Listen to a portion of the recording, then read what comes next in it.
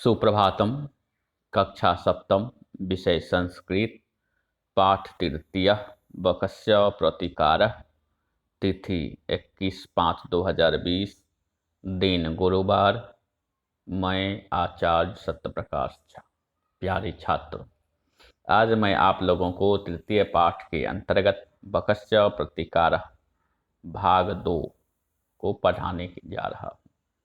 आप लोगों से निवेदन है कि आप लोग ध्यानपूर्वक सुने और फिर अपनी कक्षाओं का अवलोकन करें। तो आगे का गद्यांश इस प्रकार है। यदा शृगालः सायं बकस्य निवासं भोजनाय गच्छति। उसमें क्या हुआ था? जो सियार ने बगुला को निमंत्रण दिया था।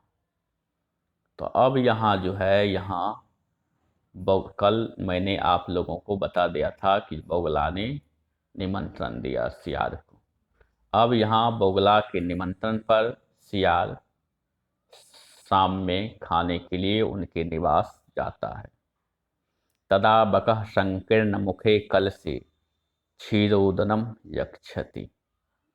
अब जो है वह बगुला संकीर्ण मुख वाला जो कलश होता है उसमें खीर ला करके देता है, जो आप इसमें खाइए।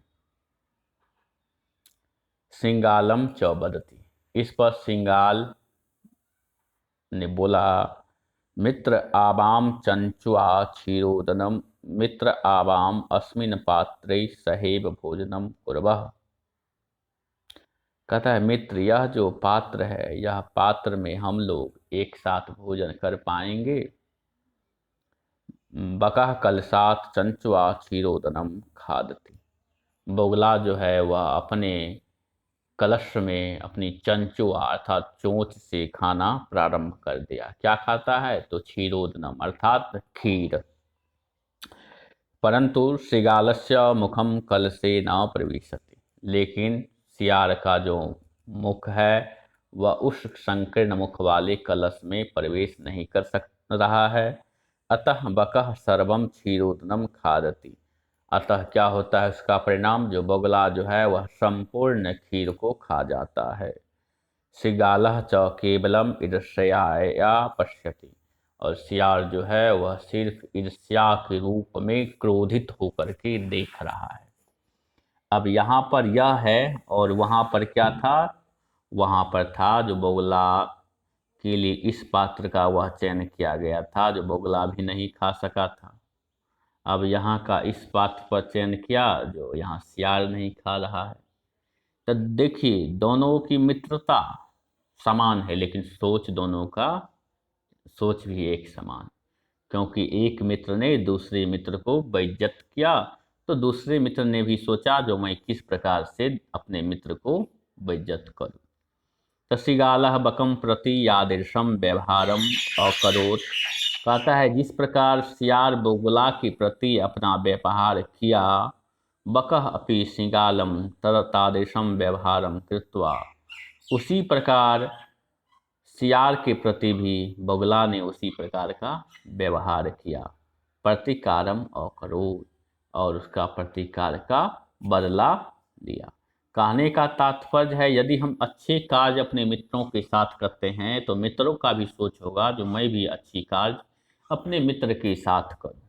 लेकिन यहाँ यदि मित्र उनके साथ गलत व्यवहार करता है तो दूसरे मित्र भी उनके साथ गलत व्यवहार करेगा। यही है प्रतिकारम अर्थात बदला लेना। अब उस पर उत्तम अपि, उस पर एक प्रकार का वचन है जो आत्म दुर्व्यवहारस्य फलम भवति दुःखदम। कहता है, यदि हम आत्म अर्थात अपने आदमियों के साथ गलत व्यवहार करते हैं, दुर्व्यवहार करते हैं, आत्म अर्थात हम अपने निजी व्यक्तियों के साथ यदि दुर्व्यवहार करते हैं तो वह फल क्या होता है? दुखदाई होता है। तस्मात् सद्व्यवहर्तव्यम मानवेन सुखेसिना। कहता है तस्मात् अर्थात वह जो है सद्व्यवहार हर्तव्यम अच्छा व्यवहार जो करता है मानव, वह मानव जो अच्छा व्यवहार अपने निजी व्यक्तियों के साथ करता है, वह हमेशा क्या रहता है? सुखी रहता है। इसलिए कहता है यदि सुख की इच्छा आपको है तो आप अपने निजी आदमी जो है कम से कम उनके साथ भी अच्छा व्यवहार कीजिए। यदि नहीं आपको दुखदाई लेना है तो आप अपने निजी आदमी के साथ भी गलत कीजिए। तो यहाँ निजी अर्थात उनके मित्र। इसलिए मित्र के साथ कभी भी घिनौना हरकत नहीं करना चाहिए। मित्र के साथ क्या करना चाहिए? तो अच्छा व्यवहार, सद्व्यवहार हमेशा। वैसे तो हमारी भारतीय संस्कृति में है जो सभी के साथ आप सद्व्यवहार करें, किसी के साथ दुर्व्यवहार नहीं करें। तो यहाँ कहने का आशय है जो आपने तृतीय पाठ के अंतर्गत यह बकस्य प्रतिकारम, आपने बोगला के प्रतिकार को पढ़ा और अब आप अपने घर पर रह करके इन पाठों को बार बार पढ़ेंगे जिनसे आपको स्मरण होगा। नहीं तो फिर आप भूल जाएंगे तो यह आपको कठिनाई होगा आगे की परीक्षा अवधि में। अब है गृह काज। गृह काज के अंतर्गत है शब्दार्थ। तो सायं शाम गच्छति जाता है, वदति बोलता है, कलशात कलश से, सद्व्यवहर्तव्यम अच्छा व्यवहार करना चाहिए, सुखे सिना सुख चाहने वाले के द्वारा, खादति खाता है, पश्यति देखता है, और करोत किया ईर्ष्या द्वेष से। इस प्रकार जो है आपका तृतीय पाठ का गद्यांश समाप्त होता है। अब अगले कक्षा में मैं आपको प्रश्नोत्तर बताऊंगा। आपका दिन मंगलमय हो। शेष शुभ।